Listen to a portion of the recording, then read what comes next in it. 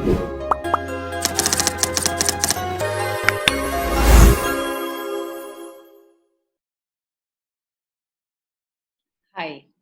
So today we are going to talk about the new education policy, which has been the buzzword since 29th July when the Union Cabinet passed the new education policy, and it has come to be a part of our education system as a reality.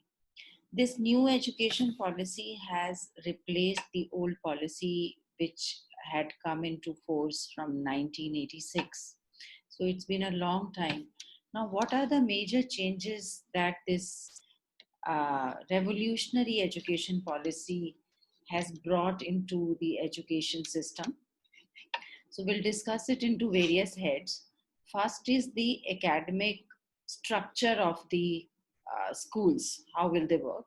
Then I will also cover up the timeline. कैसे कैसे ये policy implement होगी. I'll also cover the curriculum. What sort of curriculum would be there? What would be the teaching and learning pedagogy? And then we will also talk about the assessment and some salient features. So सबसे पहले academic structure की बात करें तो जो 1986 की education policy थी उसमें 10+2 का सिस्टम था, meaning 10 years of education from class 1 to class 10th was covered, and plus 2 is 11th and 12th class, जिसमें 16 years to 18 years के बच्चे कंसिडर होते थे. अभी ये एजुकेशन स्ट्रक्चर को वाइड कर दिया गया है. इसमें प्री प्राइमरी एजुकेशन को, आंगनवाड़ी एजुकेशन को भी इंक्लूड कर दिया है. सो जो ये नया सिस्टम है इसको नाम दिया गया है 5+3+3+4. अब ये 5+3+3+4 क्या है, मैं आपको समझाती हूँ. इस एजुकेशन स्ट्रक्चर को 4 पार्ट्स में डिवाइड किया है. सबसे पहला part is the foundation level. Foundation level में क्लास प्री प्राइमरी से लेकर क्लास 2 तक के बच्चे होंगे जिनका एज रेंज होगा from 3 years to 8 years. And इसमें किस तरीके का एजुकेशन होगा? इसमें एजुकेशन होगा your moral values, playway method use किया जाएगा, colour, shapes, balloons, games, art, craft, dance, music, ये सब होगा. एंड मोस्ट इम्पॉर्टेंट थिंग, इसका फायदा क्या है? 10+2 में प्री प्राइमरी को इंक्लूड नहीं किया गया था. अब इसका फायदा ये है कि एनसीईआरटी इसमें हर लेवल का लर्निंग आउटकम्स डिसाइड करेगा और वो लर्निंग आउटकम्स अचीव करने होंगे with in a stipulated time. NCERT अब इनका करिकुलम भी बनाएगा प्री प्राइमरी बच्चों का. इनके लिए बुक्स भी लिखी जाएंगी, बुक्स भी प्रिस्क्राइब तरीके से यूज की जाएंगी, जो पहले नहीं था. पहले अगर आप मार्केट में जाएं तो आपको सिर्फ क्लास 1 से ही एनसीईआरटी की बुक्स मिलती थी. क्लास 1 से ही एनसीईआरटी की तरफ से आपको करिकुलम मिलता था, बट अभी प्री प्राइमरी का भी मिलेगा. सो क्लास 2 तक के बच्चे फाउंडेशन लेवल में कवर होंगे. अब ये 5 years हो गए. आपका प्री प्राइमरी के 3 years, class 1 4th year and class 2 5 years. अब जो 5+3, अब ये +3 क्या है? +3 है प्रिपरेटरी लेवल, जिसमें क्लासेस 3, 4 और 5 को कंसिडर किया जाएगा. और इसमें जो स्टूडेंट्स का एज ग्रुप होगा वो होगा फ्रॉम 8 years to 11 years. इसमें भी प्लेवे मेथड यूज होगा, बट साथ साथ इसमें अब जो है एक्सपीरियंशियल लर्निंग की मेथडोलॉजी यूज की जाएगी. What is experiential learning? कि आप करके सीखें. प्रोजेक्ट्स होंगे, प्रेजेंटेशंस होंगी, फील्ड ट्रिप्स होंगे, देन डिस्कशंस होंगे. एंड इस तरीके से बच्चे अपने जो बच्चे और टीचर्स अपने लर्निंग आउटकम्स को अचीव करेंगे. नेक्स्ट लेवल जो है वो है मिडिल लेवल, जिसमें क्लासेस 6, 7th और 8th के स्टूडेंट्स आएंगे. इनका भी लर्निंग आउटकम्स पहले से ही डिसाइड होगा कि क्लास 6 करने के बाद बच्चे को इतना और ये सब आना चाहिए, 7th करने के बाद बच्चे को ये सब चीजें आनी चाहिए, जो पहले से प्री डिफाइंड होंगी, जिसके ऊपर अभी एनसीईआरटी काम करना शुरू करेगा. एंड ये एज ग्रुप होगा बच्चों का from 11 years to 14 years. And जो 5+3+3 मैंने कवर कर दिया। अब जो 4 है उसका वो लेवल है सेकेंडरी लेवल, जिसमें classes 9, 10th, 11th and 12th के स्टूडेंट्स होंगे।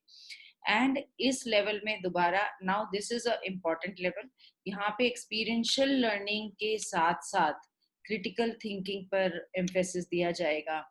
देन मल्टी डिसिप्लिनरी अप्रोच अभी इस न्यू एजुकेशन पॉलिसी में बहुत अच्छा इनिशिएटिव शुरू किया है।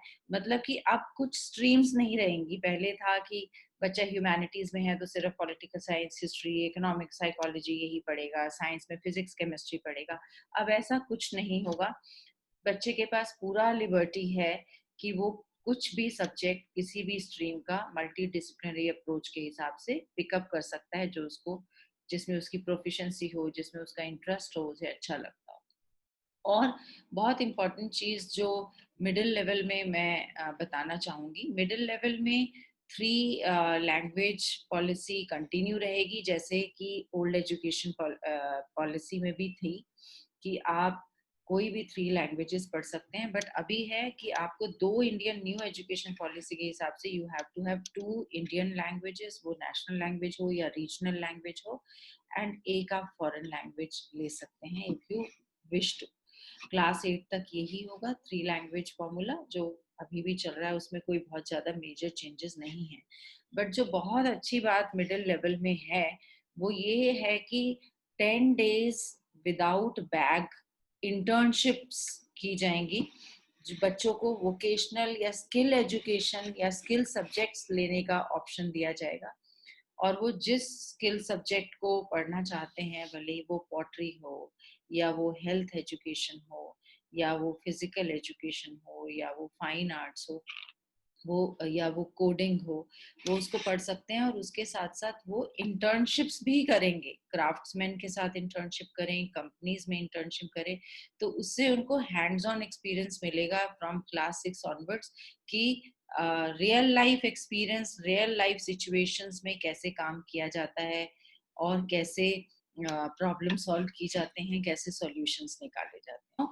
जब आज मैंने काफी सारे पेरेंट्स और बच्चों से बात की तो मुझे ये लगा कि बच्चों के दिमाग में थोड़ा सा ये एप्रीहेंशन या एक ये गलतफहमी आ गई कि बोर्ड एग्जाम्स नहीं होंगे न्यू एजुकेशन पॉलिसी के अंडर में। ऐसा नहीं है। आपके एग्जाम्स, आपके असेसमेंट्स फिर भी होंगे, लेकिन डिफरेंस सिर्फ इतना है कि अब उसका स्टेक्स बहुत कम कर दिए गए हैं। It will be a low stake exam. मैं when I say low stake exam, कहने का मतलब है कि मॉड्यूलर सिस्टम हो जाएगा एग्जाम का, आपके फॉर्मेटिव असेसमेंट्स होने शुरू हो जाएंगे, उसमें सेमेस्टर सिस्टम के तरीके से एग्जाम्स होने शुरू हो जाएंगे। अभी जो हो रहा है कि आपने साल के एंड में एक ही एग्जाम लिखना है और उसी एग्जाम के बेसिस पर आपका फ्यूचर डिसाइड होगा, ऐसा नहीं होगा। अभी अलग अलग मॉड्यूल्स में, अलग अलग सेमेस्टर्स में आपके एग्जाम होंगे, एंड फिर over a period of time पूरे साल के असेसमेंट्स को इंटीग्रेट करके फिर आपका रिजल्ट कंपाइल किया जाएगा। अभी उसके फाइनल डिटेल्स हमें, बिकॉज कल ही एजुकेशन पॉलिसी पास अनाउंस हुई है, तो अभी ये 484 पेजेस की पॉलिसी है, तो इसको पढ़ने में, समझने में टाइम लगेगा। तो अभी तक इतना ही इंफॉर्मेशन है कि आप के जो एग्जाम्स हैं वो मॉड्यूलर एंड सेमेस्टर बेसिस पर होंगे। इसके सिवा मैं करिकुलम की अगर बात करती हूँ, तो मैं पहले भी बता चुकी हूँ कि न्यू एजुकेशन पॉलिसी अब आने के बाद अब एनसीईआरटी करिकुलम के ऊपर काम करना शुरू करेगा। New curriculum framework will come into place, and 2020 में यही होगा, न्यू करिकुलम फ्रेमवर्क आएगा। लर्निंग आउटकम्स हर लेवल के होंगे, फाउंडेशनल लेवल के होंगे, प्रेपरेटरी लेवल के होंगे, मिडिल लेवल के होंगे, सेकेंडरी लेवल के होंगे, एंड उसके बाद फिर इम्प्लीमेंटेशन शुरू होगा। अब बहुत सारे 12th क्लास के बच्चों को ये भी था कि हमारे तो बोर्ड एग्जाम होंगे नहीं इस साल। 10th के बच्चों को भी ऐसा है, हमारे बोर्ड एग्जाम नहीं है। ऐसा नहीं है, इस साल पॉलिसी इम्प्लीमेंट नहीं होगी। मैं उसकी टाइमलाइन अभी आपके साथ डिस्कस कर लेती हूँ, आपको बता देती हूँ। 2021-22 में क्लास 9 के लिए ये पॉलिसी इम्प्लीमेंटेशंस आएंगे। फिर यही 9th वाले बच्चे नेक्स्ट ईयर जब 2022-23 में पहुंच जाएंगे, तब वो फर्स्ट टाइम क्लास 10th में एज अ क्लास 10 स्टूडेंट्स वो पॉलिसी इम्प्लीमेंटेशन के हिसाब से अपना असेसमेंट और करिकुलम की स्टडी करेंगे। 2023-24 में क्लास 11th के लिए ये पॉलिसी इम्प्लीमेंटेशन आएगा और 2024-25 में क्लास 12th के लिए ये पॉलिसी इम्प्लीमेंटेशन आएगा। नाउ एक और जो मैंने देखा कि एक गलतफहमी न्यू एजुकेशन पॉलिसी को लेकर मुझे सुनाई पड़ी कि medium of instruction regional languages हो जाएंगे। ऐसा नहीं है। जो इंग्लिश मीडियम स्कूल है वो इंग्लिश मीडियम ही रहेंगे, जो हिंदी मीडियम है वो हिंदी मीडियम ही रहेंगे। न्यू एजुकेशन पॉलिसी में ये कहा गया है कि प्रेफरेबली आप medium of instruction regional language या नेशनल लैंग्वेज रखेंगे, बट ऐसा कंपल्शन नहीं है कि रातों रात सारे स्कूल्स हिंदी मीडियम बन जाएंगे या सारे स्कूल्स किसी लैंग्वेज के बेसिस पर अपना मोड ऑफ इंस्ट्रक्शंस चेंज कर देंगे। तो इस चीज से को मैं आपको क्लैरिफाई करना चाहती थी। यस, एक और इम्पोर्टेंट जो बहुत बड़ा चेंज होगा, जो न्यू एजुकेशन पॉलिसी बोलती है कि क्लास 3, 5, 8 इस लेवल पर भी एग्जाम्स होंगे। अब ये किस तरीके के एग्जाम्स होंगे, कौन इनको कंडक्ट करेगा, वो मैं आपको बताना चाहूंगी। एक परख करके नेशनल असेसमेंट सेंटर बनाया जाएगा और जितने भी एग्जाम्स होंगे वो नेशनल असेसमेंट सेंटर के थ्रू ही ऑर्गेनाइज और कंडक्ट किए जाएंगे।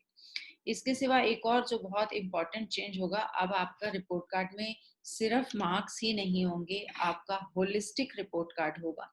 आर्टिफिशियल इंटेलिजेंस की हेल्प से आपके एप्टीट्यूड असेसमेंट्स होंगे, आपके इंटरेस्ट का के बारे में लिखा होगा उसमें, आपकी पर्सनालिटी के बारे में पूरा पिक्चर होगा। आपके अगर आप पॉटरी में अच्छे हैं, आप क्राफ्ट में अच्छे हैं, तो उसका पूरा डिस्क्रिप्शन होगा आपके रिपोर्ट कार्ड में।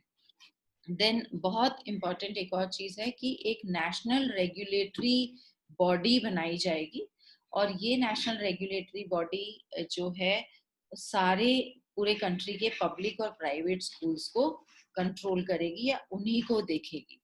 तो ये तो थोड़ी बातें इम्पोर्टेंट बातें थी जो मैं स्कूल एजुकेशन के बारे में बताना चाहती थी।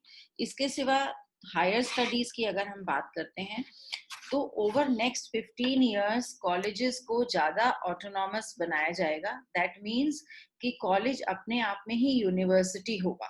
कॉलेज अपना करिकुलम खुद डिसाइड कर सकता है, अपने